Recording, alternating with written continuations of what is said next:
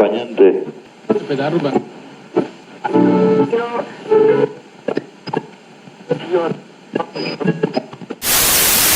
Cero horas, 0 minutos.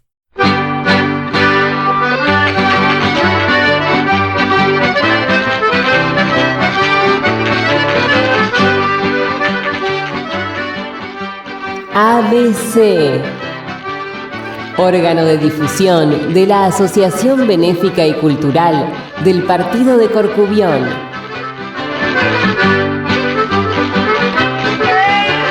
Idea y producción, Daniel Alejandro Pasos.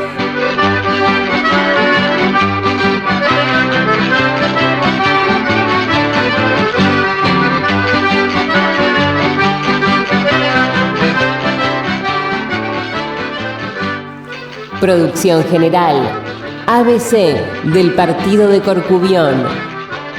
Buenos Aires, Argentina.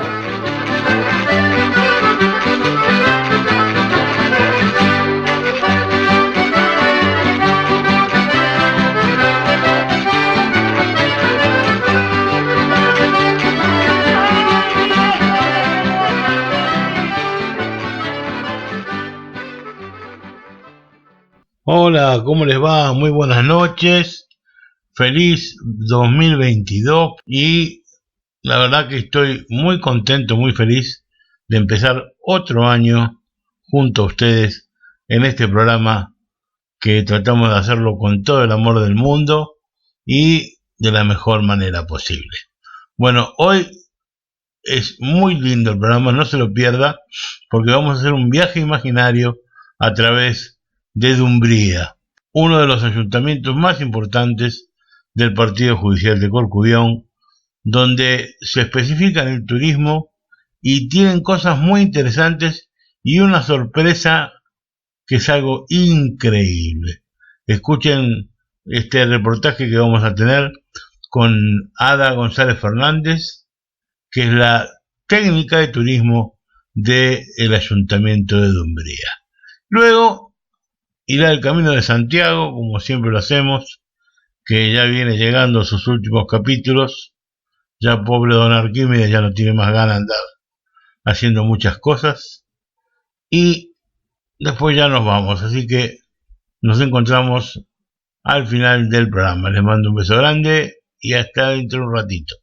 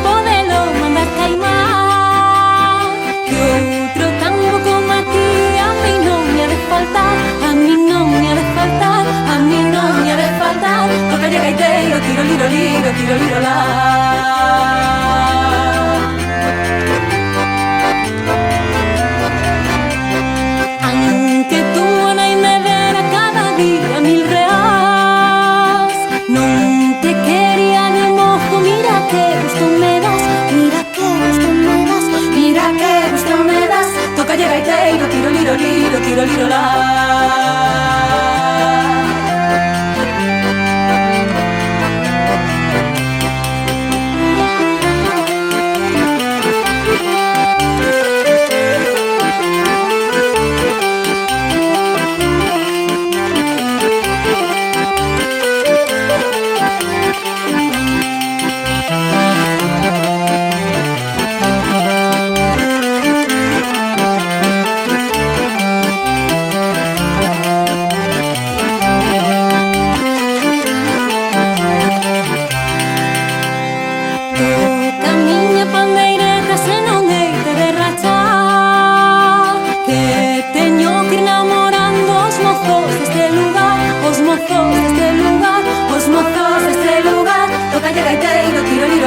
Tiro liro la.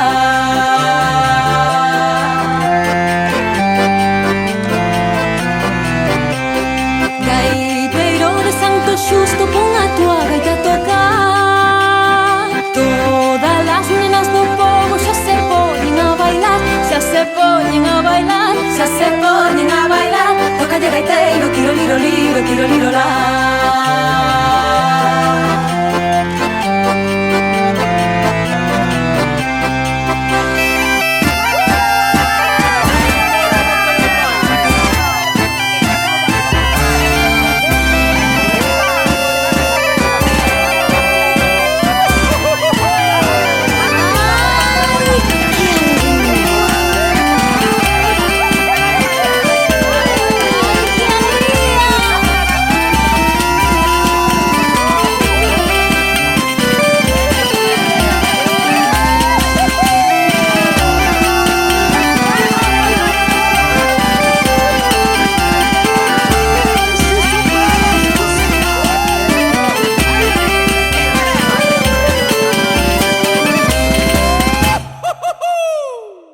Buenos días, buenas tardes, buenas noches tengan todos ustedes. Un programa más de Radio ABC y esta vez cumpliendo una promesa que le había hecho a un par de paisanos de ahí de la Costa da Morte que querían acordarse de su tierra, de esa hermosa Dumbría, esa maravillosa Dumbría, y hablando con su técnica de turismo que es Ada González Fernández, que la tenemos aquí en el micrófono, hablando con ella, haciendo una entrevista hoy.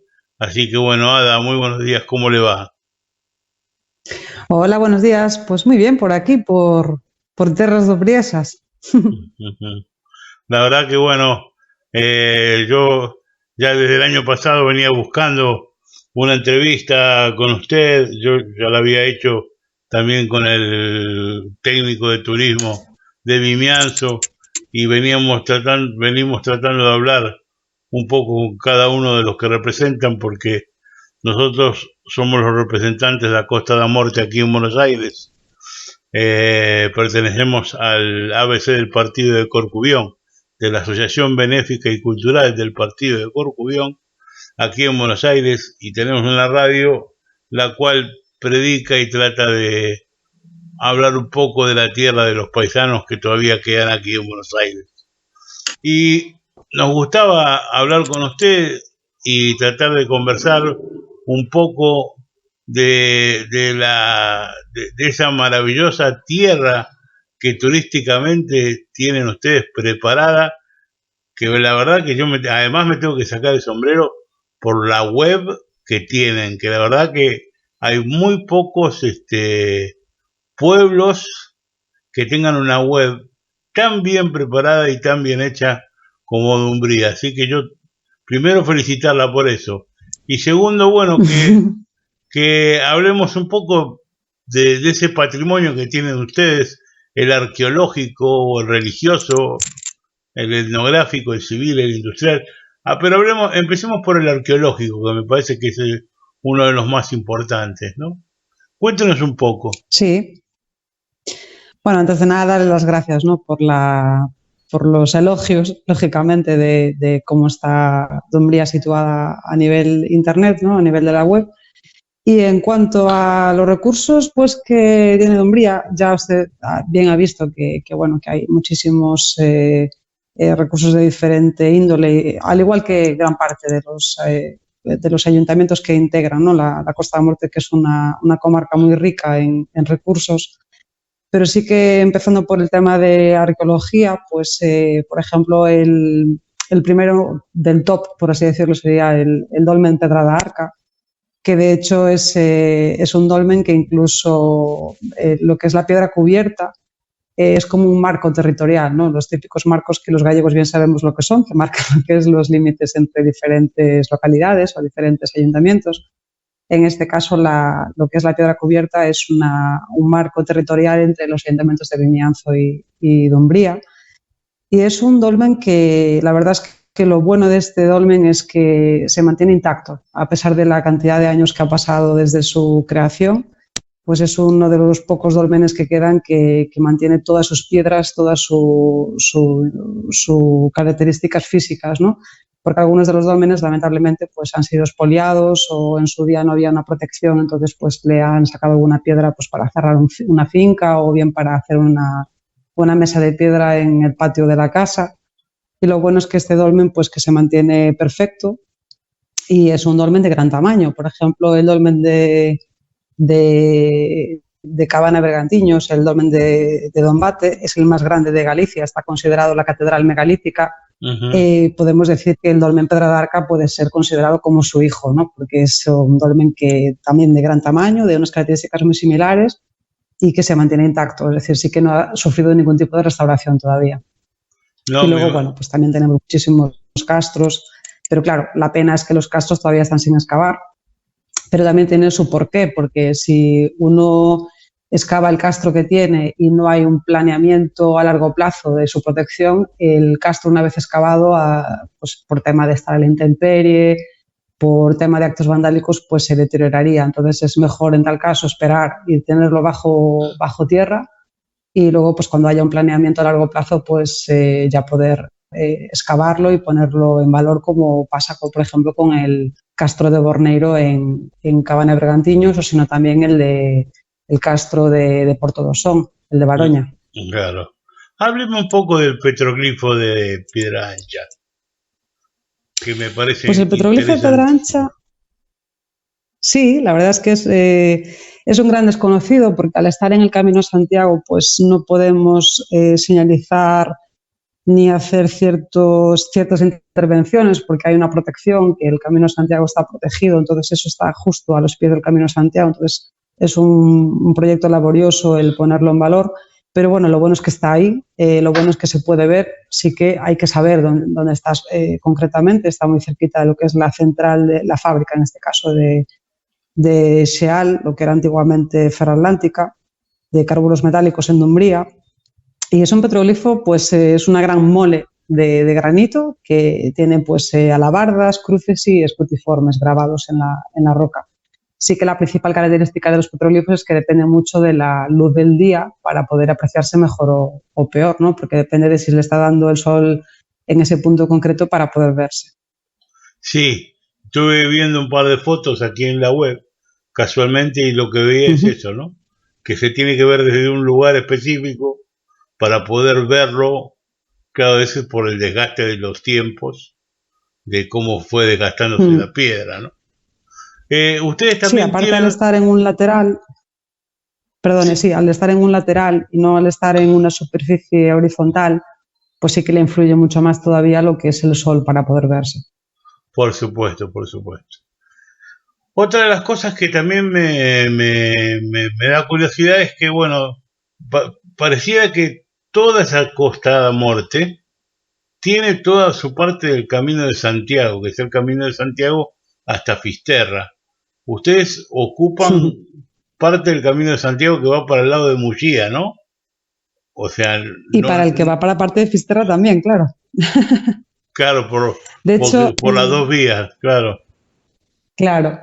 El Camino de Santiago a diferencia del resto de Caminos de Santiago que tienen su meta, su objetivo final del camino, la Catedral de Santiago, esto es una prolongación del camino. Es igual de antigua que el resto de caminos, lo que pasa es que no se le ha dado tal cantidad de difusión como en su día al resto de caminos, ¿no? Porque precisamente no termina en Santiago.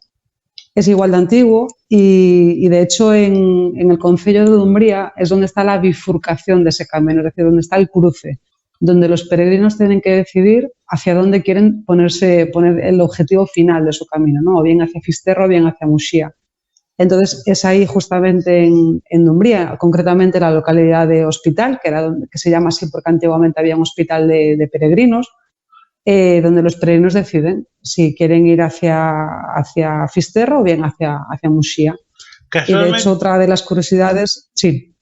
No, que casualmente le quería decir eso, que nosotros estamos haciendo, ya estamos terminando ahora, dentro de poco, ya que nos quedan muy pocos capítulos, lo que se llama el Camino de Santiago Radial, donde todas las semanas vamos hablando un capítulo determinado y casualmente la semana pasada hablamos del camino, de la extensión del Camino de Santiago que pasa por Muxía y el que va a Fisterra.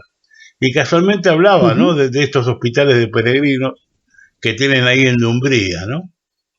Y ustedes tienen acá uno marcado que es el albergue de Olveiroa, porque Olveiroa creo que es la base casi de esa bifurcación, ¿no? O algo por el estilo. Sí, Olveiroa está un poquito antes, son unos escasos kilómetros antes de lo que es esa bifurcación, ese cruce, pero Olveiroa sí que es un punto de referencia porque es también un final de etapa. De las etapas que se proponen, que sí que son etapas potentes, evidentemente son muchos kilómetros, pero luego evidentemente hoy en día cada peregrino la adapta a la jornada que uno quiera caminar, ¿no? Entonces lo bueno es que ahora hay más alojamiento entre etapas, que antes pues sí que había que hacer esas etapas sí o sí. Entonces uno de los finales de etapa clásicos es Olveiroa. Y de hecho en Olveiroa es donde está uno de los albergues públicos de Dumbría, el primero de hecho que construyó Dumbría, de hecho es una restauración de antiguas viviendas e incluso la antigua escuela. Es como si fuese una mini ciudad dentro de lo que es el propio pueblo de Olveiroa, que son diferentes edificaciones para un mismo uso, que es el alojamiento de peregrinos. Y luego posteriormente, gracias a la evolución que ha tenido el Camino de Santiago hacia Fisterra y Muxía, pues se construyó el albergue público en Dumbría para albergar precisamente a los peregrinos que van hacia Muxía primero, para que tengan un punto donde reponer fuerzas. Ese sí que ya es un albergue más moderno, ya no es un clásico. Sí, por supuesto, o sea, ahí cambia un poco la cosa. He visto una parte en la cual, bueno, estoy dejando para lo último quizás lo que para mí es la frutilla del postre, ¿no? Pero estoy mirando la lista de algunas cosas que me parecen muy interesantes, como la Carballeira de Berdeogás, ¿no? Que me gustaría que hablara un poco de eso, o la Piedra de Brazal, perdón. Que son dos lugares que seguramente la gente recordará muchísimo. Sí, de hecho son dos de los recursos naturales que cada vez están cogiendo más auge, porque evidentemente el por excelencia del que hablaremos más adelante pues ya es más que conocido. Y la Carballeira de Berdeogás en concreto es un gran espacio verde, que de hecho de él le viene el nombre Carballeira porque es un espacio verde de robles, que el roble evidentemente el gallego bien sabe que se llama carballo, entonces de ahí le viene la palabra Carballeira. Y se llama también de Besa da Lúa porque tiene forma de media luna. Y es un gran espacio, es como un bosque de robles que también lo atraviesa el río de Berdeogás ahí por el medio, tiene un paseo fluvial de madera para poder hacer un paseo por ahí. También cuenta con, bueno, justo al lado está la iglesia, está el castro, de hecho está ahí ese castro señalizado pero está sin excavar. Se ve lo que es el montículo de terreno pero no se aprecia el castro como tal porque, como digo, está sin excavar todavía. Está también el palomar. ¿Sí? Y justo al lado está el hórreo. Este hórreo es un hórreo singular, porque bien sabemos los gallegos que los hórreos son pares, tienen los pies pares. Pues este no. Y normalmente teniendo referencia que un hórreo tradicional tiene pues entre 6 y 8 pies, este tiene 15 por un lado y 16 por otro, es decir, es un hórreo de considerable tamaño y al mismo tiempo es irregular. Es curioso eso de que tenga o bien un pie de más o bien un pie de menos, eso depende de cómo cada uno lo vea, ¿no? Y aparte aquí es donde se celebra la fiesta de la familia. Claro, por supuesto. Yo estoy viendo la foto de esta Carballeira y veo el río al costado, ¿no? Y la verdad que es algo mágico esto. Yo me lo imagino, no sé, me lo imagino, usted sabe que como buena gallega que debe ser, siempre está en estos bosques, decían que vivían las ánimas, los lobos y los ladrones. Y me imagino un poco así esas películas que venían de Galicia en los 90, donde nos mostraban estas arboledas tan maravillosas, ¿no? Así que la verdad que... Sí. Yo lo que estoy viendo, que estoy descubriendo, por lo menos, no sé si tendré razón o no, que Dumbría es totalmente distinto a todos los demás lugares da Costa da Morte. Tienen particularidades muy interesantes, y no solamente eso, o sea, ni siquiera empezamos a hablar de las 3 o 4 cosas que son impresionantes, como por ejemplo la del río Yayas y todos sus molinos. Cuéntanos un poco de eso, por favor.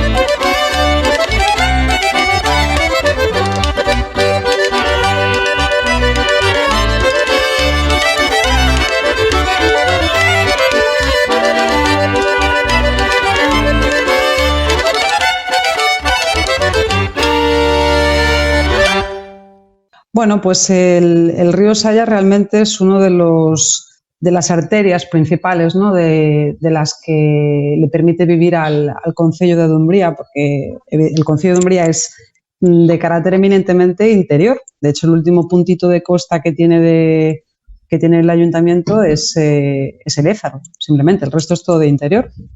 Entonces, el río Sayas Ézaro, que se llama de dos maneras, es el río que realmente baña todo un lateral de lo que es el concello, y eso marca también su carácter, ¿no? Su cañón, su orografía. Y precisamente por no es un río demasiado largo, no llega a los 70 kilómetros, pero sí que es un río que desde el principio del siglo pasado, del principio de 1900, pues se ha aprovechado para la producción de electricidad y también para abastecer de agua ayuntamientos de la zona. Entonces, eso, no es un río muy largo y, sin embargo, tiene 4 embalses. Y, de hecho, ya aquí en el punto final donde está la cascada tiene 3 centrales hidroeléctricas. Centrales hidroeléctricas desde la que partió la primera electricidad para iluminar, por ejemplo, la Alameda de Santiago de Compostela en su día, y que evidentemente pues ilumina toda esta zona e incluso pues exporta mucha electricidad a día de hoy, ¿no? Entonces sí que es un río que alimenta, nunca mejor dicho, pues la comarca. Bueno, pero especialmente eso debe ser por el mismo embalse, ¿no? Que se ha hecho... Claro. O sea, Sí. del propio embalse de donde sale la usina principal, ¿no? Y... Sí, el embalse de Afervenza es el que está más arriba, no es el primero que se ha construido, pero sí que es el que está más arriba y es el más grande en extensión de Galicia, no en profundidad, pero sí en extensión. Y luego, pues como comentaba antes, hay 3 más a lo largo de su trayecto. E incluso, pues como curiosidad, la gente de Fisterra se utiliza el agua de su casa que parte del río Sayas, es decir, el río Sayas, a través, evidentemente, de un sistema de aguas, pues abastece de agua ayuntamientos de la zona, y uno de ellos pues es, por ejemplo, Fisterra. Es decir, si por ejemplo hubiese una avería en alguna tubería de las de canalización del embalse, que va evidentemente a la potabilizadora primero, lógicamente, pues Fisterra se quedaría sin agua. Entonces es importante darse cuenta de la importancia del río como motor de vida pues para diferentes ámbitos, incluso pues para el deportivo, porque también ahí se celebran muchas competiciones de aguas bravas, de piragüismo. Claro, me imagino. Ahora, estamos llegando ya quizás a la parte culminante donde vamos a hablar ahora del Monte Pindo, y en ese Monte Pindo está el Miradoiro do Ézaro y bueno, a Fervenza do Ézaro. Yo se lo dije todo junto para no volverla loca y que nos cuente un poco de toda esa trilogía, porque mismo hay lugares que me han contado que hay temporadas en el año la cual esa catarata se prende la luz y se puede ver de noche desde las aguas, y eso debe ser algo maravilloso, ¿no? Cuéntenos un poco, por favor. Pues sí, bueno, evidentemente no se puede entender prácticamente el Monte Pindo sin la cascada o la cascada sin el Monte Pindo, ¿no? Una cosa va pegada a la otra, porque de hecho, una consideración así muy rápida, el Monte Pindo hace miles de años estaba bajo el mar y con el choque de placas se emergió. Entonces, lo que es el río Sayas antiguamente no desembocaba como cascada, desembocaba por la parte de Carnota. Y con encontrarse con esa gran mole granítica del Monte Pindo que emergió hacia arriba, la cascada se formó porque el río no podía continuar por donde iba, sino que se encontró con un gran obstáculo que era imposible, evidentemente, erosionar porque el granito es muy duro. Entonces es cuando ha formado ese salto, esa espectacular cascada, ¿no? Que de hecho pues es singular a nivel europeo. Y el Monte Pindo pues es uno de los laterales de esta cascada. De hecho, es uno de los mejores miradores que hay en la Costa da Morte, pero también es la recompensa del senderista, porque solamente se puede acceder a pie. Pero luego, evidentemente, pues si uno sube, por ejemplo, al Mirador de Ézaro, que ahí sí que se puede acceder con vehículo, pues tiene una de las vistas de lo que es el Monte Pindo, de lo que es la ría, de lo que es el Cabo Fisterra justo enfrente, de las Islas Lobeiras, que están aquí en la ría de Corcubión. Entonces, es un espacio que no se entiende uno sin el otro. Y luego, pues, lo que es el Monte Pindo es considerado el Olimpo celta por la cantidad de leyendas que alberga, ¿no? Pues que ahí está enterrada la reina Lupa con 7 millones de lingotes a la cabeza y otros tantos a los pies, pues que antiguamente vivían ahí las brujas en la cova de Xuana, que hacían aquelarres, salían por la noche a San Juan. En el pico de Peñafiel, pues que ahí está la cama de la fertilidad, donde antiguamente acudían los matrimonios estériles para poder concebir. Y luego sí que hay también una parte ya no de mitología, sino una parte real, ¿no? Porque hay restos de murallas, esa cueva, la cueva de Suana, que tiene esa parte de mitología relacionada, que es la de las brujas, sí que es una cueva natural, no es una cueva hecha por la mano del hombre que atraviesa uno de los montes de lado a lado. La verdad es que es algo curioso. Y luego, pues, incluso ya de la memoria más reciente, cuando fue de la guerra civil, pues mucha gente de la zona, lo que se llamaban los escapados, se refugiaron en cuevas del Monte Pindo para no tener que ir al frente, ¿no? Y también evidentemente, para no tener que ir al paredón, las cosas claras. Y eso sería un poco lo que es el Monte Pindo. Sí que, evidentemente, yo lo que aconsejo es disfrutarlo en primavera, por ejemplo, ¿no? Que ya los días son más largos, el buen tiempo acompaña. Evidentemente, siempre hay que seguir las sendas marcadas, porque es un monte muy, muy empedrado, muy homogéneo, y sobre todo después del incendio de 2013, más homogéneo todavía si cabe. Y luego también, pues, para disfrutar plenamente de las vistas, lo que no se puede subir es habiendo niebla, porque ya no es por el tema de las vistas, que no, también es por el tema de no perderse. Pero claro, si uno sube al Monte Pindo, quiere subir a Moa, que es el pico más alto, ¿no? Entonces ahí se tiene una panorámica de 360 grados. Ahí sí que no hay ningún obstáculo que impida la visión. Es espectacular. No debe ser. Y luego, pues la cascada, lo que hablaba... Sí, disculpe. La cascada, de lo que hablaba antes de la iluminación, sí, es algo que se ha apostado en los últimos años. Sí que estos 2 últimos años, consecuencia del COVID, se ha suspendido por tema de prevención, para evitar posibles brotes, ¿no? Por juntar mucha gente para un evento concreto, y sobre todo porque la gente al aire libre, pues, no utilizaba la mascarilla. Entonces, esperemos que cuando esto ya mejore, pues volver a reanudarlo. Sí que es un espectáculo, desde mi punto de vista, sobrenatural. Es bastante llamativo porque resalta todavía más, si cabe, la belleza de la cascada, e incluso ahora mismo está acompañado de música, ya no solamente iluminación, ya es un espectáculo audiovisual en todos los sentidos. Y aparte, lo bueno es que incluso desde el año pasado la visita a la cascada es accesible totalmente, es decir, toda la gente, independientemente de su movilidad, es decir, gente con silla de ruedas, familias con carritos de bebé, gente con muletas, puede acceder igualmente a disfrutar de la cascada, igual que una persona, pues, que no tenga ningún tipo de discapacidad física. Y eso, pues, también es un plus, ¿no? O sea que el mirador, se puede llegar al mirador tranquilamente, cualquiera puede llegar al mirador, ¿no? No hay ninguna clase de reparos. No.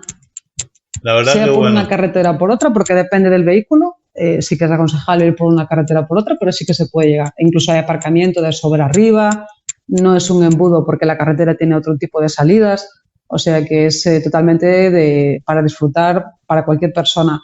E incluso, pues claro, a raíz de la vuelta son más los que incluso se animan a subir hasta el mirador en bicicleta. Pero bueno, eso ya no es para todo el público. Yo, por ejemplo, no me he atrevido todavía. Tiene mucha pendiente, mucho repecho. Sí. Bueno, hay algo muy curioso en Dumbría, que es la leyenda del búnker. Y me gustaría que nos hablara un poco de eso. Sí, realmente es la leyenda del Wagner. Es una palabra bastante rara, la verdad. Exactamente, Wagner. Perdón, Wagner, sí. yo lo dije mal. No se preocupe. No pasa nada. Wagner sería el músico. Pero lo que viene siendo el Wagner sí que es una leyenda que ya hace muchos años que aparecía en unos escritos de un obispo mártir, y pues que ahora se ha recuperado en los últimos años de documentos antiguos para ponerlo en valor, para que no se pierda esa historia, esa leyenda, dejémoslo en leyenda, porque no sabemos tampoco si realmente existía esa figura o no, porque tampoco nos explicaba muy bien qué es lo que podría ser, si era un hombre lobo, si era un dragón, si era un lobo. Pero sí que, bueno, en los montes de Dumbría lo más probable, yo supongo que sería un lobo grande o algo así. Entonces, pues la leyenda en sí viene siendo de que un obispo mártir que venía haciendo camino a Santiago, pues se encontró con esa bestia y que consiguió escapar de la bestia, ¿no? Entonces, al llegar al siguiente punto le preguntaban pues qué había sucedido. Él le había contado, así muy exaltado, lo que había pasado, lo que se había encontrado, y que había sobrevivido a esa experiencia, ¿no? Entonces le comentaba que es increíble que él hubiese sobrevivido a ese encuentro con esa bestia cuando otros cientos de personas que habían pasado antes pues se los había devorado. Entonces es muy curioso pues esa figura, la figura del Wagner, que no queda muy claro realmente lo que con lo que se había encontrado, aunque evidentemente optamos más por la figura del lobo, de un lobo a lo mejor más humanizado, que realmente es algo impresionante de que pues, se había quedado olvidado en los libros antiguos y que ahora por fin pues, se está recuperando, pues no para causar miedo, ni mucho menos, sino para apostar por las leyendas, que evidentemente Galicia es una tierra de leyendas, ¿no? Yo creo que es la cosa básica, aparte sobre todo de la tradición oral de esas leyendas, más que encontradas en libros, sino lo que te contaban tus abuelos, de lo que le contaban sus padres o sus abuelos, y eso que pase de boca a boca, de generación en generación, yo creo que es lo que enriquece la cultura de Galicia, realmente. Por supuesto.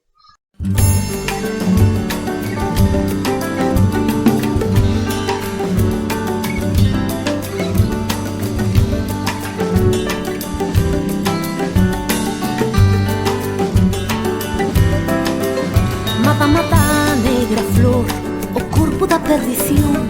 Matamos o segredo, o combate da condición.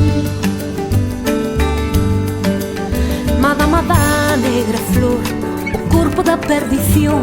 Matamos o segredo, o combate da condición. Mata-me verso do non castigo do meu calor. Se te quixeras que eu te quixera, eu querería sen condición. Mata-me da inspiración, mercado dunha ilusión. Se te quixeras que eu te quixera, eu querería sen condición.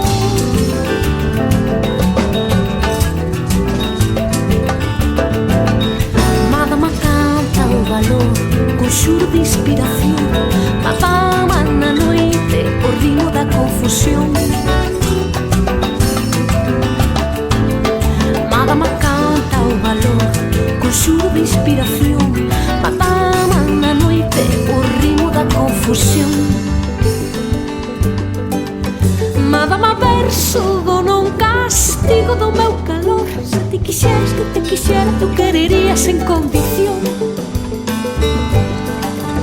Mata-me da inspiración, mercado dunha ilusión. Se te quixeras que eu te quixera, eu querería sen condición.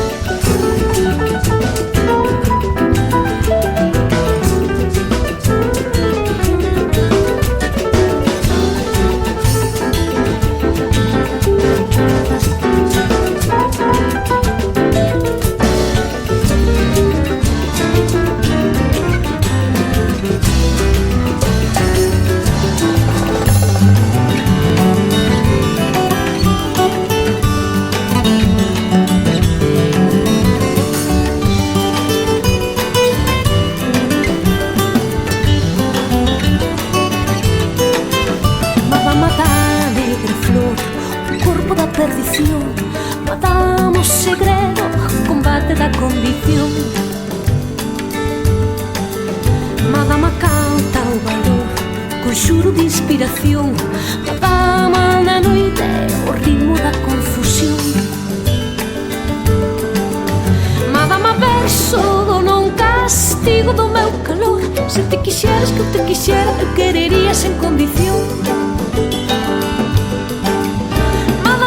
Inspiración, mercado dunha ilusión. Se te quixeras que eu te quixera, eu querería sen condición.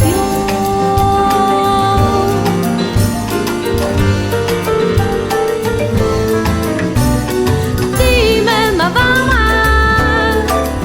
Se te quixeras que eu te quixera, eu querería sen condición. Dime nada máis. Se te quixeras que eu te quixera, eu querería sen condición. Se te quixeras que eu te quixera, se te quixeras quererme máis.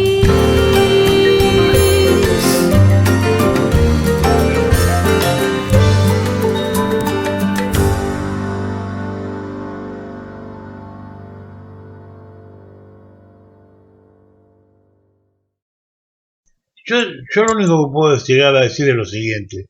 Es tan turístico Dumbría, es tan especial Dumbría, que hasta tiene un cementerio de colores. Lo cual verdaderamente, no, yo te lo digo, cuando yo lo vi, yo no podía creer, digo, no puede ser que haya un pueblo en el mundo que tenga un cementerio de colores. Y efectivamente existe, y está ahí en Dumbría. Sí, sí. ¿Cómo fue esa magnífica idea de tener un cementerio de colores? Realmente la idea ha surgido, yo creo que de una combinación entre el alcalde, de José Manuel Pequeño, y la arquitecta Rosana Pichel. No sé exactamente cómo fue el germen concreto de esa idea, pero sí que fue una combinación entre ambos, ¿no? Para hacer ese tipo de construcción tan moderna, tan innovadora. De hecho, tiene una similitud con las obras de Piet Mondrian. Y realmente, pues yo personalmente, como personal local, además de, ya no solamente como técnica de turismo, sino como vecina del concello de Dumbría, cuando presentó esa idea, yo pensé que la gente no la iba a aceptar, porque era demasiado moderna. Y hay que tener en cuenta de que Dumbría es eminentemente rural, no es una ciudad urbanita como Barcelona, por ejemplo, ¿no? Y sin embargo, tuvo una gran respuesta, es que los nichos se vendieron súper rápido, incluso hay previsto un proyecto de ampliación de ese cementerio. Y aparte a la gente le ha entusiasmado, e incluso ahora la cantidad de gente que viene a Dumbría para visitar ese cementerio. ¿Quién nos iba a decir a nosotros que la gente, porque a ver, los gallegos somos más reacios quizás, ¿no? Sobre todo los de cierta generación, quizás la generación más reciente ya no tanto, pero a visitar cementerios a nivel turístico. Normalmente tú vas al cementerio pues, para visitar a un familiar, a un amigo, por difuntos, ¿no? Pues es lo más tradicional. Y no tanto pues como una visita turística, como quien visita un mirador o quien visita un museo. Pues ahora cada vez son más la gente que se anima, por ejemplo, a ir hasta Dumbría para ver el cementerio de colores, porque es único, es singular, es que no hay otro igual. Y es curioso, ¿no? Que cada nicho pues tiene un color diferente y a la gente la verdad es que les sorprende encontrarse eso, sobre todo en un núcleo rural, porque les sorprende, porque también hay mucha gente creo que tiene la idea de que en Galicia seguimos utilizando, y con todo el respeto de la gente que lo sigue utilizando, pero cada vez son menos, que sigue utilizando el luto riguroso y el paño negro en la cabeza y como esa idea de la Galicia profunda de antes. Cuando, pues, evidentemente hubo una evolución, ¿no? Cada vez, pues, queda menos gente que sea tan tradicional. Entonces, sí, pues, creo que esos cambios, siempre que vayan para mejor, están bien. Es más todavía, hoy en día se crema mucho más de lo que se entierra. O sea que... Ya sí, sí. Por aquí no tanto todavía, pero poco a poco empieza a haber, sí, pero todavía no tanto. Yo siempre cuando la gente me viene así turistas, que también es curioso que piensen que los hórreos son cementerios, debe ser porque le ven la cruz. Y claro, yo les digo, no enterramos a nuestros familiares en el huerto. Los hórreos son estilo graneros, no son cementerios, ¿no? Pero sí que les sorprende eso, de que sobre todo lo que más les sorprende es que nosotros tengamos en propiedad un panteón, ¿no? Porque ellos son más de pensar en el futuro, a lo mejor comprarse un piso en Benidorm, es decir, algo en plan jubilación. El gallego es raro, el gallego que no tiene ya su panteón familiar. Sí, es como que ahí es donde él invierte como su piso del futuro, ¿no? De posjubilación. Exactamente. Sin embargo, en las ciudades no se hace. Sí. Sí, simplemente una cosilla. Lo bueno de ir a un cementerio de colores, evidentemente, a ver, como todo, ¿no? Cuando a uno le fallece un familiar, pues al principio, evidentemente no va con tal alegría, ¿no? A visitar a ese familiar. Pero cuando ya pasa un tiempo, se agradece ir a un cementerio que es más vivo en colores y no el típico cementerio grisáceo. No, he visto como que fotos. Le da otro ánimo. Es que verdad es que he visto fotos hasta de niños corriendo como si fuera casi una plaza o algo por el estilo. Sí, bueno, incluso como curiosidad hubo unos recién casados que han hecho allí las fotos de boda. O sea que sí que es muy, muy curioso. Sí, la verdad que sí. La verdad que sí. ¿Por qué no nos comenta, y con esto ya vamos, que ya le estoy sacando un montón de tiempo y no le quiero sacar más Nada, tiempo, no se preocupe. que nos cuente cuáles son los pueblos y las parroquias más importantes de Umbría, o por lo menos que nos diga cuáles son las parroquias de Umbría, para que cada uno de sus paisanos, cuando usted escuche nombrar su casa, digan, sí, sí, yo viví ahí, yo tal, porque le hace mucha ilusión eso. Claro, no, normal. A ver, Dumbría es un concello muy amplio, ¿no? En extensión. Entonces, los pueblos sí que están, la mayoría, muy dispersos entre sí. Y ahí también hay muchísimos pueblos, porque, a ver, incluso hay pueblos de 3 casitas. Entonces, claro, nombrarlos todos es complicado, pero sí que las parroquias es más fácil porque son 7. Entonces, como bien sabemos, de una parroquia pues agrupa a una serie de pueblos que responden a esa iglesia, ¿no? Es decir, que es donde tienen sus oficios religiosos. Entonces, lo que son las parroquias que componen Dumbría, de norte a sur, por así decirlo, estaría Berdeogas, luego estaría Salgueiros, Dumbría, Olveira, Olveiroa, que no es lo mismo aunque parezca, Buxantes y Ézaro, que serían realmente pues Santiago de Berdeogas, San Mamede de Salgueiros, Santa Baia de Dumbría, San Martiño de Olveira, Santiago de Olveiroa, San Pedro de Buxantes e Santa Uxía de Ézaro. Porque siempre se pone el santo y luego ya la localidad. Perfecto. Y bueno, y para terminar también comentarle un poco a la gente que en pleno verano ustedes también tienen muchísimo turismo, porque tienen la playa de Ézaro, que parece que fuera una pileta eso, con una bandera azul hermosa, que no tiene, o sea que la gente verdaderamente la puede pasar espectacular. Sí. Cuéntenos sí, cómo. A ver, evidentemente la temporada más de más afluencia, ¿no?, de visitantes es verano, por excelencia, desde lo que es Semana Santa hasta octubre, depende de cómo venga el buen tiempo, pues a lo mejor se alarga hasta noviembre, pero sí que julio y agosto son los meses de más peso. ¿Por qué? Porque el buen tiempo acompaña, ya no solamente el turista que venga de fuera, sino el turista local, es decir, de Galicia, que se mueve dentro de la propia comunidad.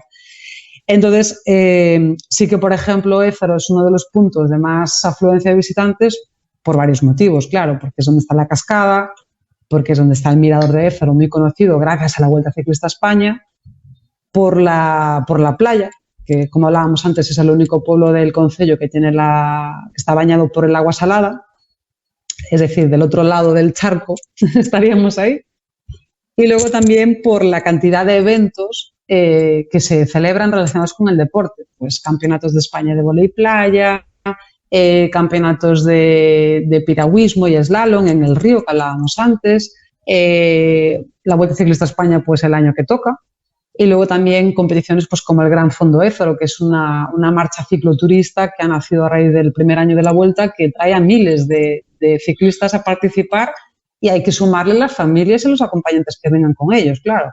Entonces es realmente la época de más afluencia de visitantes al concello, y claro, evidentemente el más turístico es Ézaro, aunque poco a poco pues la gente va conociendo otros recursos de Dumbría, pues lo que hablábamos antes, ¿no?, la Carballeira, el Cementerio de Colores, Olveiroa, gracias al Camino de Santiago. Entonces cada vez se va repartiendo un poco más ese flujo de visitantes y no se concentra tanto en Ézaro. Aunque bueno, es complicado porque es uno de los principales reclamos turísticos, sí. Bueno, yo le quiero agradecer este tiempo que nos dio y recordarles que, bueno, que hay una institución aquí que es centenaria, en el año ahora 2022 va a cumplir 100 años, que es el ABC del Partido Judicial de Corcubión, y que estamos muy contentos que puedan ustedes conversar con nosotros y poder contarnos un poco de cómo está nuestra tierra ahí en la Costa da Morte. Y que el año que viene, como vamos a cumplir 100 años, seguramente va a haber una delegación del ABC que vaya para allí, para Galicia. Estamos tratando de ver eso. Iremos allá abrazar a nuestros paisanos.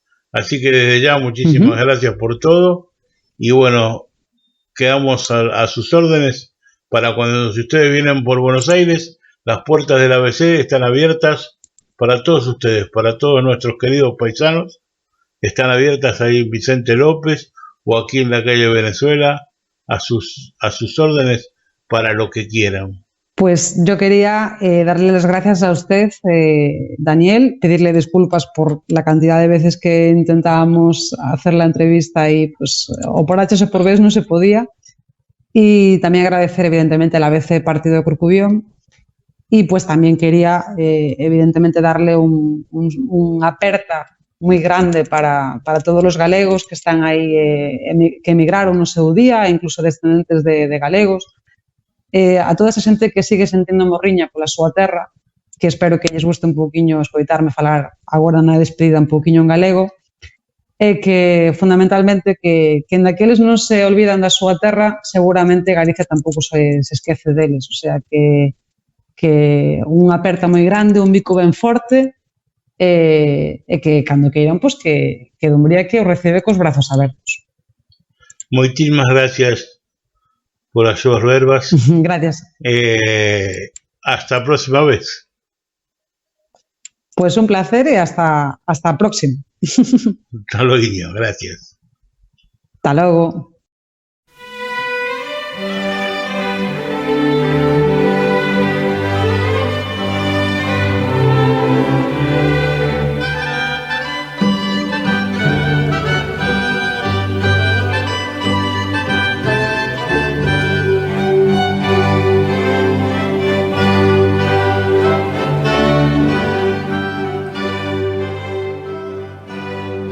Radio ABC presenta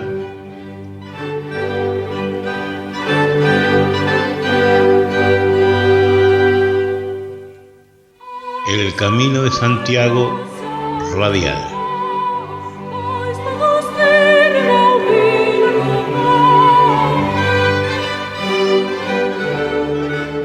Obra basada en el libro del autor Manuel Loza.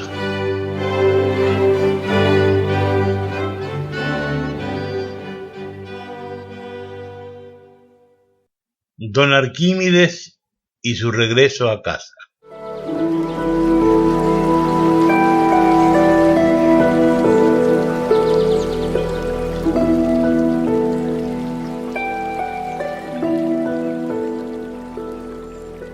Bueno, vuelvo al hilo del regreso a mi casa. Pensaba hacerlo en un pequeño autobús que todas las mañanas iba desde las villas de Fisterra hasta la pequeña ciudad Puerto de Muros y desde allí hasta Santiago, en otra línea regular. Pero no, finalmente decidí hacer todo el trayecto de regreso a pie. Me sentía tan en paz conmigo mismo que quería seguir experimentando esa dicha. Además, me quedaba algo pendiente. Quería meditar en profundidad acerca de mis defectos y la manera de tratar de pulir esa piedra deforme. Ahora sabía que el mejor modo de hacerlo sería caminando hacia el santuario del apóstol Santiago para agradecer en nuestra catedral de Compostela esa transformación y ese culminar allí mi camino.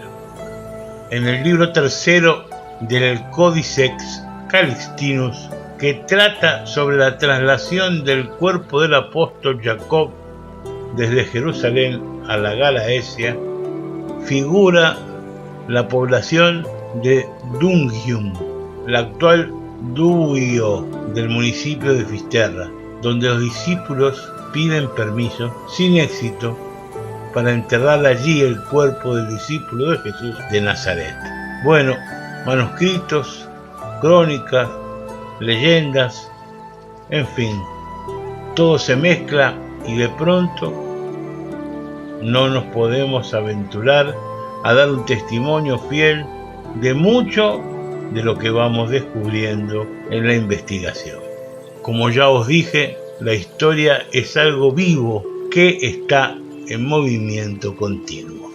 La cuestión es que el camino de regreso fue más largo. Me sentía con tanta energía que me propuse dar un rodeo por Muxía. Quería ver la famosa piedra de Avalar y el santuario construido sobre la roca, casi dentro del mar. Las 2 primeras noches, los labriegos de Fisterra me invitaban a su mesa y después de cenar, media hora de charla. Luego ellos se retiraban a sus habitaciones y yo salía a dar una vuelta por la playa para disfrutar de la serenidad nocturna de aquel lugar especial. Cuando les pregunté el porqué de esa vida tan austera que llevaban, sin comunicación casi con los demás, me dijeron que el último año de la guerra sus hijos habían sido movilizados y enviados al frente de batalla. Los 2 habían sido heridos y se encontraban uno en el hospital de Cartagena y otro en el de Gijón. La comunicación recibida hacía unos días de la comandancia de A Coruña les indicaba que pronto se le daría el alta y que regresarían a su casa. Lo que no sabemos es si regresarían enteros o mutilados, me dijo Margarita. La última noche quise arreglar cuentas, pero no hubo forma que aceptaran. Me agradecían ellos mi compañía y las historias que yo les contaba. Me decían que le había hecho mucho bien conversar conmigo. Al fin Rosendo me sorprendió. Quería hablar esa noche todo lo que no se había hablado antes. Comenzó a contarme en forma muy animada de algunas historias fantásticas que conocía. Yo le decía si no serían leyendas y él muy serio respondía: no, bueno, cada uno le dice como quiera, aquí las conocemos como historias. Así empezó por una propia del lugar. Mira, Arquímedes, lo primero que te digo es que los restos de Santiago llegaron aquí a Fisterra en una barca, pero las autoridades locales de la época no los dejaron desembarcar. Entonces sus discípulos condujeron la embarcación hacia otro punto. Mucho tiempo después apareció el sarcófago en Ilia Flavia, a orillas del río Ulla.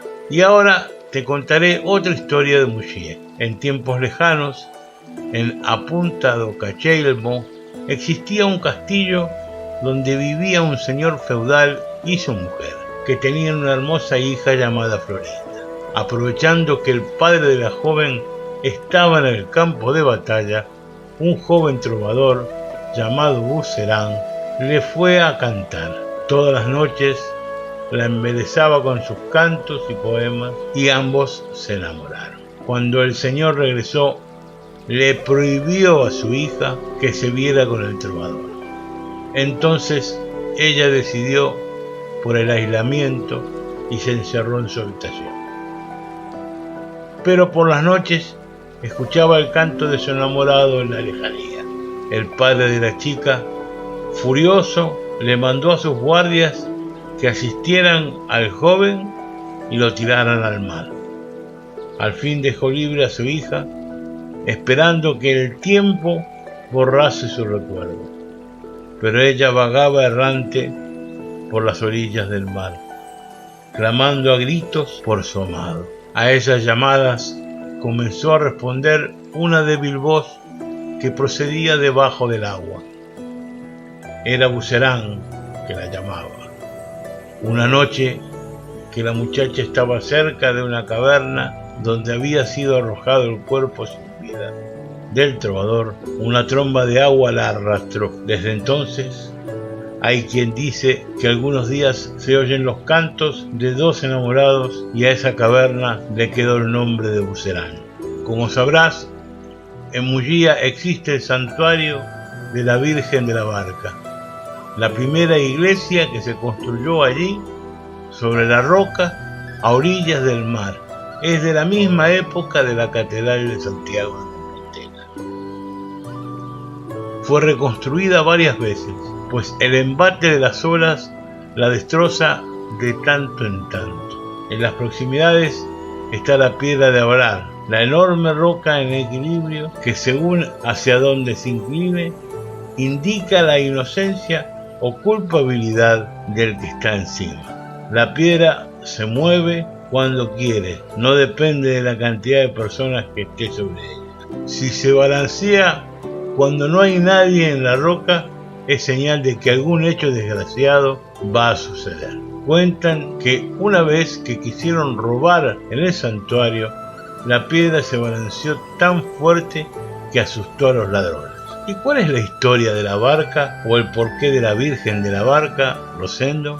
Bueno, lo que cuenta, ahora sí la leyenda, como te gusta decir a ti, Arquímedes, es que durante las prédicas por estas tierras y en la vista del escaso eco que encontraba en la gente, Jacob decidió retirarse.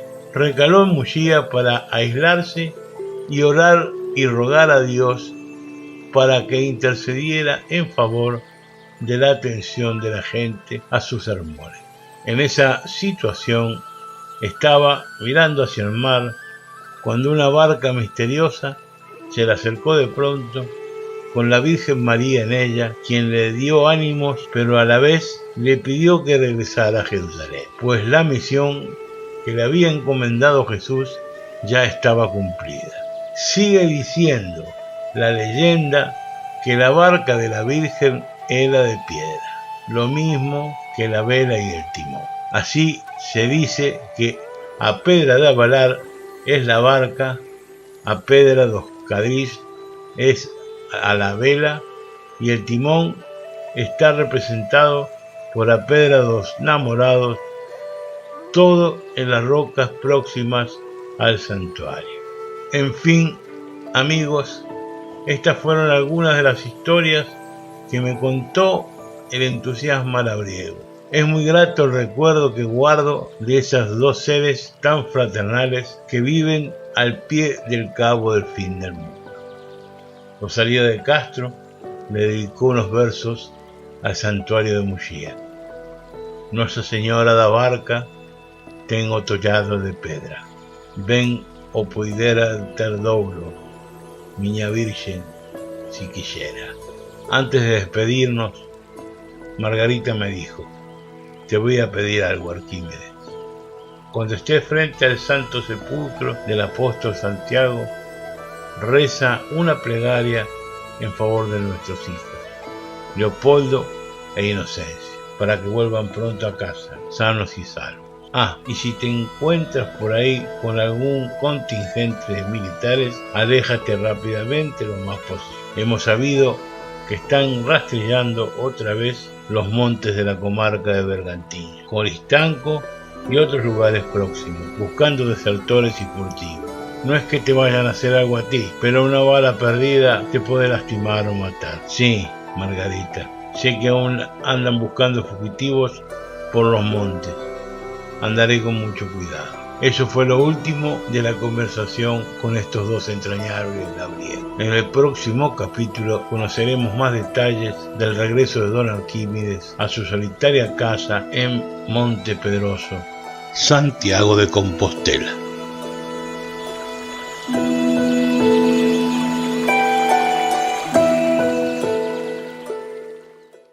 Bueno, hasta aquí llegamos por hoy. Les mandamos un beso grande, los queremos mucho. Y la semana que viene ya los esperamos con una entrevista más, muy interesante, a un músico extraordinario de Galicia, uno de los grandes músicos que supo marcar una diferencia con respecto a la evolución de la música de gaita y de la música tradicional gallega desde los años 90 en adelante. Se llama José Manuel Fernández Costas, no se lo pierdan porque va a estar espectacular también. Así que bueno, ya le vamos dando adelanto de lo que va a ser este veranito, que vamos a tener muchas entrevistas muy jugosas y muy lindas para compartirlas con todos ustedes. Nos vemos la semana que viene.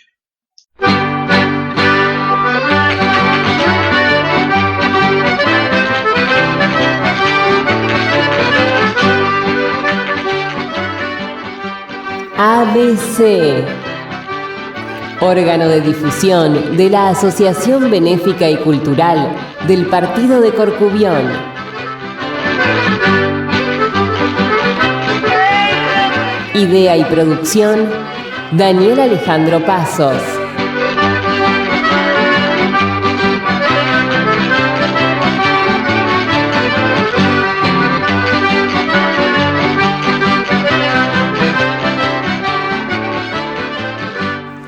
Producción general, ABC del Partido de Corcubión. Buenos Aires, Argentina.